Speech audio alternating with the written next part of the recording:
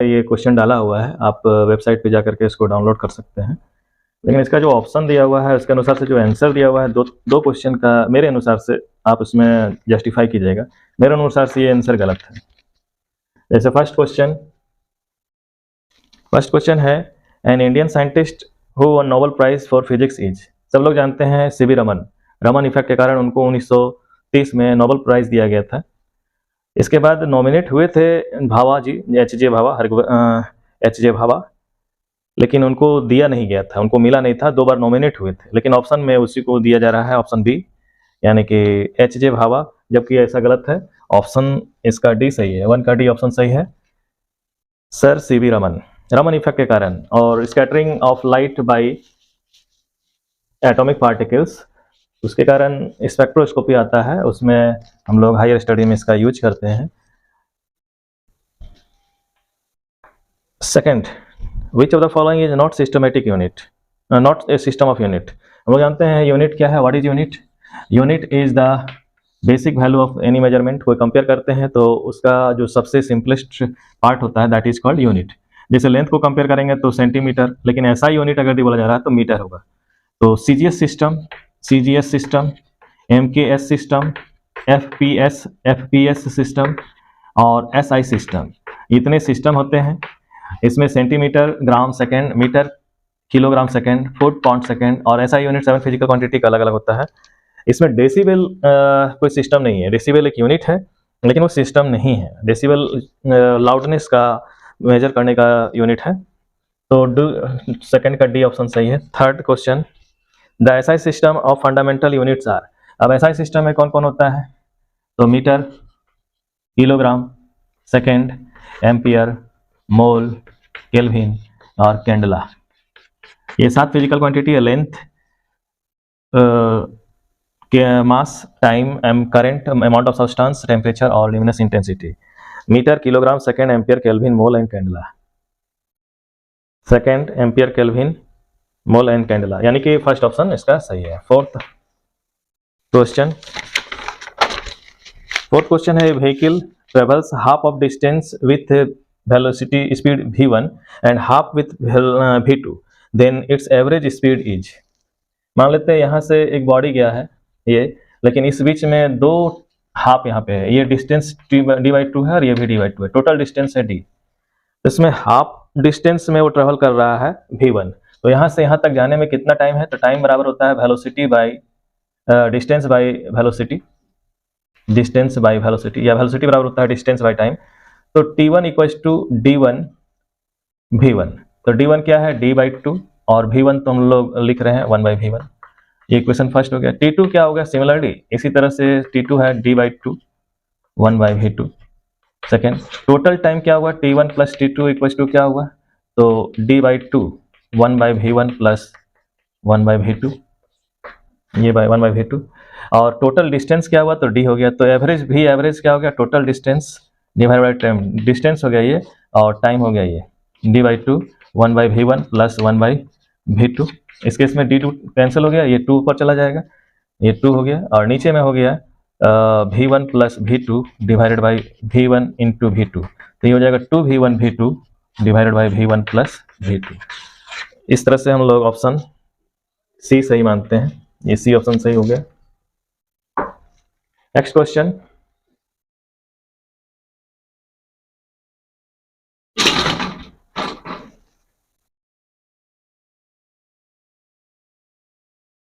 अगला question 5th number question,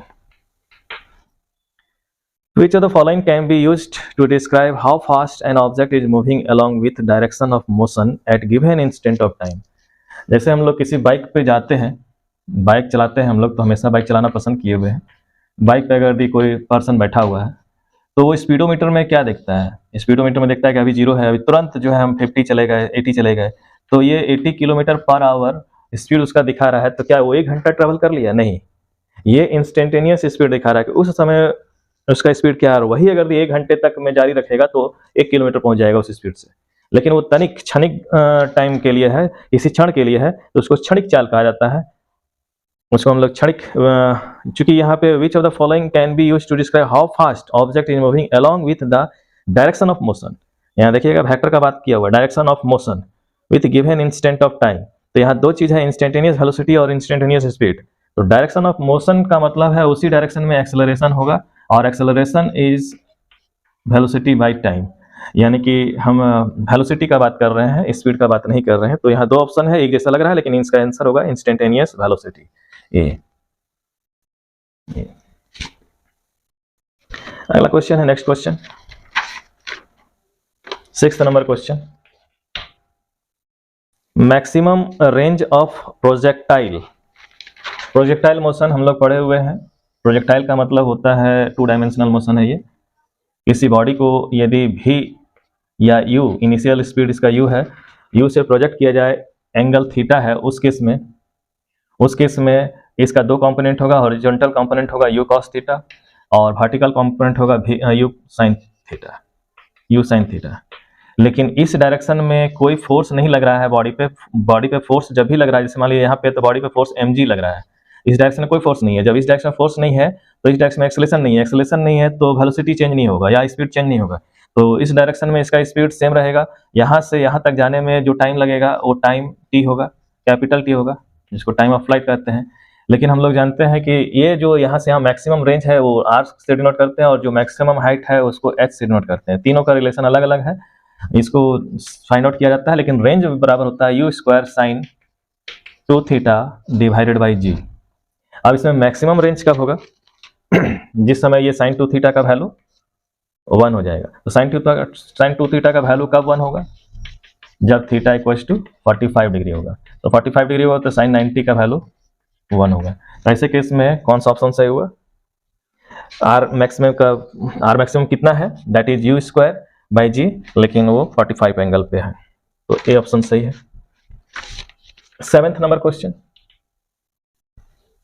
यही बता देते हैं। 7th number question, a body travels along circumference of circle of radius 2 meter with linear velocity of 6 meter per second, then its angular velocity is। कोई body अगर यदि किसी centre के चारों तरफ गोल गोल घूमने लगे तो इसको सर्कुलर मोशन कहते हैं। लेकिन ये बॉडी को मालूम नहीं है कि हम सर्कुलर मोशन में है, ये इधर मूव करना चाह रहा है, फिर यहाँ पे पहुंच जाएगा तो इस पे इधर मूव करना चाहेगा, यहाँ पहुंच जाएगा तो इस पे इधर, यानी कि ये कर्व का जो टेंजेंट होगा वही उसका जो है डायरेक्शन होगा वेलोसिटी का, v का डायरेक्शन। लेकिन उसके अलॉन्ग में, रेडियस के अलॉन्ग में एंगुलर वेलोसिटी क्या होगा? तो एंगुलर वेलोसिटी इक्वल्स टू होता है linear velocity divided by r। तो लीनियर वेलोसिटी कितना है दिया हुआ है? लीनियर वेलोसिटी है 6 मीटर पर सेकेंड, 6, और रेडियस दिया हुआ है 2, that is 3 radian per second. Answer हो गया B. 8th number question, acceleration is which type of physical quantity? Vector quantity, 8 का A. 9th number question, 9th number question again इसका ऑप्शन कंफ्यूजिंग है। 9th number question का जो option दिया गया है उस पर हम लोग जोड़ देंगे।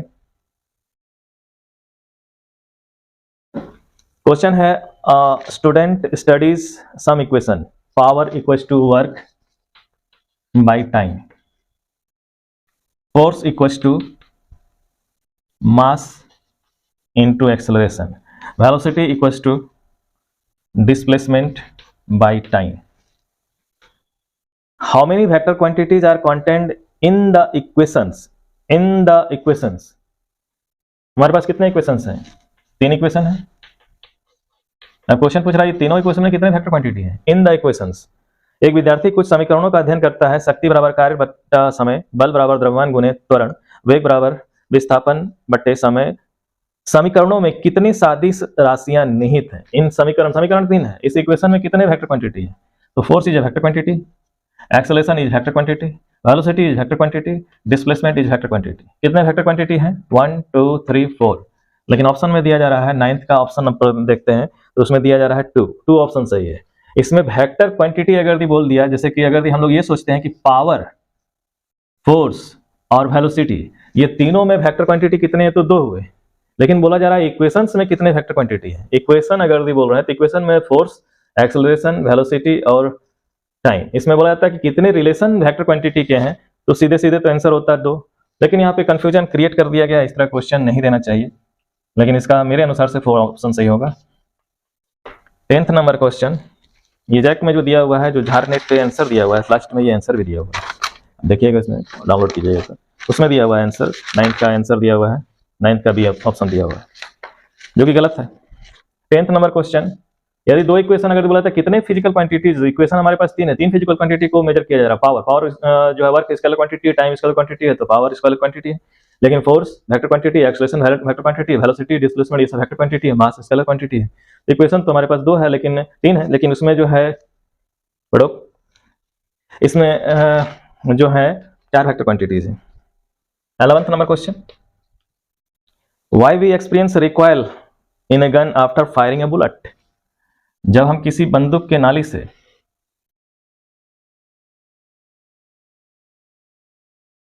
इस टाइप का अगर दी बंदूक है और हम लोग फायर करेंगे, ट्रिगर दाबेंगे, तो बुलेट यहां से बाहर आएगा, बुलेट इस केस में बाहर आएगा, यह v वेलोसिटी से जाएगा, v1 वेलोसिटी से मानते हैं, तो ये रिकॉइल करेगा इधर v2 वेलोसिटी से।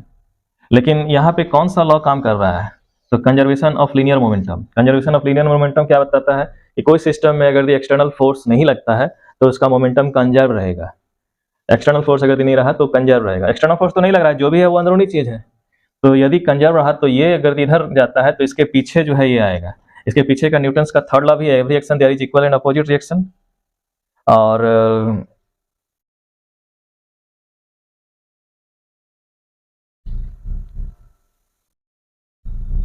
10th number question, sorry 10th number question तो ये नहीं है, 11th नंबर क्वेश्चन हम डील कर रहे हैं, 10th नंबर क्वेश्चन तो डील करना बच गया। अच्छा कोई बात नहीं, 11th नंबर क्वेश्चन डील करते हैं। Why we experience recoil in gun after firing a bullet. यदि बुलेट को फायर किया जाता है तो हम लोग पीछे की ओर क्यों जो है, गोली चलाने के बाद हम बंदूक के पीछे हटने का अनुभव क्यों करते हैं। इसके पीछे का रीजन क्या है, पहला ऑप्शन है because the bullet has small linear momentum, because bullet has large linear momentum, the bullet has zero linear momentum. Linear momentum तो इसका जो होता है m इंटू v1 होता है, m इंटू v1 मास v1 या m इंटू v कह देते हैं। अगर हम इसका एक ही लेना चाहते हैं, इसको हम नहीं, लेकिन अच्छा रहेगा कि इसको v1 मान लीजिए तो इसको v2 मान लीजिए। तो चूंकि ये जीरो रहेगा तो m और बुलेट मास जो है बंदूक का ज़्यादा है, बुलेट का मास बहुत छोटा है, तो पहले जो है ये सिस्टम था वो कंजर्व था, तो बाद में पहले का मोमेंटम जीरो था, लेकिन बाद का मोमेंटम अगर देख रहा है तो m v1 और m v2, और यहाँ पे अगर देखा जा रहा है तो m v1 और कैपिटल m माइनस में हो जाएगा v2। अब इस केस में जो है मोमेंटम किसका ज़्यादा है, अगर क्वेश्चन पूछा जाए तो मोमेंटम किसका ज़्यादा है, बुलेट का ज़्यादा है या बंदूक का ज़्यादा है। तो बुलेट और बंदूक में देखा जा रहा है कि बंदूक और बुलेट दोनों का मोमेंटम बराबर है, लेकिन डायरेक्शन अलग अलग डायरेक्शन में है, तो वेलोसिटी किसका ज़्यादा होगा, तो वेलोसिटी किसका ज़्यादा होगा, यदि मास ज़्यादा होगा तो वेलोसिटी कम होगा, और यदि मास कम होगा तो वेलोसिटी ज़्यादा होगा। तो क्वेश्चन में because bullet has small linear momentum, because bullet has large linear momentum, the bullet has zero linear momentum, none of this, because bullet has large linear momentum, bullet के पास लीनियर मोमेंटम ज़्यादा है। यदि हम recoil कर रहे हैं तो क्या है, लेकिन दोनों के पास तो लीनियर मोमेंटम सेम है, वेलोसिटी कम और बेसी ज़्यादा हो सकता है, लेकिन लीनियर मोमेंटम तो दोनों का जो है बराबर होगा, लेकिन एक दूसरे का अपोजिट होगा। कंजर्वेशन ऑफ लीनियर मोमेंटम के आधार पर अगर हम बात करें तो, लेकिन इसका आंसर दिया हुआ है 11th का दिया हुआ है B, because bullet has large linear momentum.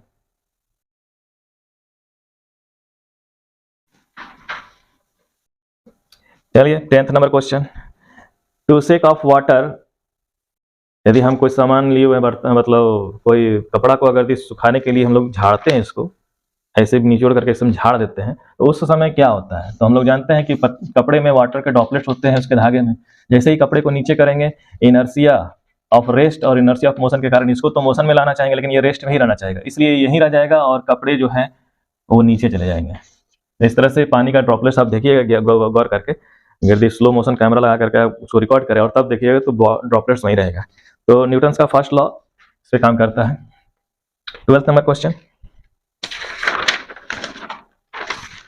Mass of body is 2 kg, it weight is. Mass अगर बॉडी का 2 kg है तो वेट बराबर हम लोग जानते हैं mg, वेट बराबर mg, तो 2 है 9.8 है, 8 2 16 18 19.6 न्यूटन। आंसर हो जाएगा ये 13। Passenger is moving in a moving बस इज थ्रोन फॉरवर्ड, आगे की ओर चल जाता है, again Newton of first law के अनुसार से। 14 conservation momentum in collision between particle can be understood from, तो यही चीज बोल रहे थे, कंजर्वेशन ऑफ लीनियर मोमेंटम कैसे स्टडी कर सकते हैं, तो यहाँ न्यूटन्स का थर्ड लॉ लगता है, every action there is equal and opposite reaction, और ये भी न्यूटन्स का सेकंड लॉ है कि जब तक ये इस पर बॉडी पे पूरा ये दोनों मिलकर एक सिस्टम है, जब तक इस सिस्टम पे कोई बाहरी फोर्स ना लगे इसका मोमेंटम चेंज नहीं होगा। तो पहले का मोमेंटम कितना था 0, लेकिन अब भी अगर जोड़ेंगे दोनों का, तो इसका मोमेंटम प्लस इसका मोमेंटम, दोनों का मोमेंटम का सम हमेशा 0 ही होगा। और अगर हम इसको फिर अलग कर दें तो यहाँ नेगेटिव डायरेक्शन क्या बताता है कि यदि ये इस तरह से इस डायरेक्शन में मूव करेगा तो बंदूक पीछे इधर मूव करेगा एक, तो यहाँ न्यूटन्स का थर्ड लॉ भी लग रहा है, every action there is equal and opposite reaction, यदि बंदूक इस पर धक्का इधर देता है तो गोली भी इसको धक्का इधर की ओर देगा, तो इसमें दोनों लॉ फॉलो कर रहा है, both Newton's second and third law. तो 14 का डी ऑप्शन सही है। 15 number question, A block of mass m is placed on flat surface, the force applied to it a force is applied to move it in parallel to the surface, the friction force developed is proportional to, friction force किस पर develop करता है, इसका किस पर develop जो होता है वो किसके प्रोपोर्शनल होता है, the frictional force F developed is proportional to square of the mass, नहीं फ्रिक्शनल फोर्स जब भी होता है, फ्रिक्शनल फोर्स जब भी हम लोग देखते हैं तो म्यू इनटू नॉर्मल रिएक्शन, तो ये हो गया जो नॉर्मल रिएक्शन जो लगेगा, कोई जरूरी नहीं कि mg ही नॉर्मल रिएक्शन जो लगेगा उस पर डिपेंड करेगा, तो नॉर्मल रिएक्शन जो अगर सीधे सपाटा है तो उसमें mg लगता है, तो मास पे डिपेंड करेगा, तो सेकंड ऑप्शन सही है, mass of the body directly proportional है, तो 15 का बी ऑप्शन सही है। नेक्स्ट क्वेश्चन है 16, in any kind of collision, कोई भी तरह का कोलिजन हो, linear momentum is always conserved, kinetic energy is always conserved, collision elastic inelastic भी हो सकता है, तो लेकिन इलास्टिक और इनलास्टिक में हमेशा कोई भी कोलिजन हो तो लीनियर मोमेंटम हमेशा कंजर्व रहेगा, तो 16 का ए, काइनेटिक एनर्जी कोई जरूरी नहीं कंजर्व हो, लेकिन लीनियर मोमेंटम हमेशा कंजर्व रहेगा। इलास्टिक कोलिजन अगर दिया रहा, परफेक्टली इलास्टिक कोलिजन रहा, तो वहां काइनेटिक एनर्जी भी कंजर्व रहता है, लेकिन इलास्टिक कोलिजन अगर नहीं रहा तो केवल लीनियर मोमेंटम कंजर्व रहेगा, तो ए कंजर्व रहेगा मतलब चेंज नहीं करेगा। पोटेंशियल एनर्जी मास, ये तो आसान क्वेश्चन है, ग्रेविटेशन mgs, पोटेंशियल एनर्जी का फॉर्मूला क्या होता है mgs, तो 17 का डी ऑप्शन सही है, gravitational acceleration. Area under force displacement, force into displacement equals to work होता है, ये तो cos थीटा में जाएगा, cos थीटा, लेकिन फोर्स और डिस्प्लेसमेंट का जो एरिया होगा ग्राफ का वो वर्क बताएगा। 19th number question, torque, torque किसके एनालॉग है, रोटेशनल मोशन में टॉर्क फोर्स के एनालॉग है, ये इसके जैसा है, तो बी। 20वां number question, which physical quantity is represented by product of moment of inertia, I और एंगुलर एक्सेलरेशन अल्फा, आई और अल्फा ये किस पर डिपेंड करता है, तो आई को हम लोग मास के रूप में देखते हैं, लीनियर वेलोसिटी ये वन डायमेंशनल मोशन अगर दी है तो मास हो गया, और अगर सर्कुलर मोशन है तो वो मोमेंट ऑफ इनर्शिया हो गया, और उसी तरह से मास और ये हो गया एक्सेलरेशन, तो मास इनटू एक्सेलरेशन फोर्स होता है, और अभी भी क्वेश्चन पूछा गया कि फोर्स किसके एनालॉग है, तो टॉर्क का, इसका मतलब है कि वो टॉर्क बताएगा, मोमेंट ऑफ इनर्शिया और एंगुलर एक्सेलरेशन का मल्टीपल हमेशा टॉर्क होगा, जिस तरह से मास इनटू एक्सेलरेशन का फोर्स होता है उसी तरह से मोमेंट ऑफ इनर्शिया और एंगुलर एक्सेलरेशन का प्रोडक्ट टॉर्क होता है। 20 का बी ऑप्शन सही हुआ। ये बहुत अच्छा क्वेश्चन है कि मास किसके एनालॉग है, मोमेंट ऑफ इनर्शिया, मास अगर ये बोलते हैं यदि बॉडी सीधे सीधे मूव कर रहा है तो आप मास लीजिए, और अगर ये गोल गोल घूम रहा है या फिर मोमेंट ऑफ इनर्शिया अगर दिया जा रहा है तो एंगुलर मूवमेंट के लिए तो मोमेंट ऑफ इनर्शिया आता है, तो उस केस में मास बराबर मोमेंट ऑफ इनर्शिया के जैसा हम लोग जो है ट्रीट करते हैं, मास बराबर नहीं, मास के एनालॉग है मोमेंट ऑफ इनर्शिया और टॉर्क के एनालॉग, फोर्स के एनालॉग है टॉर्क।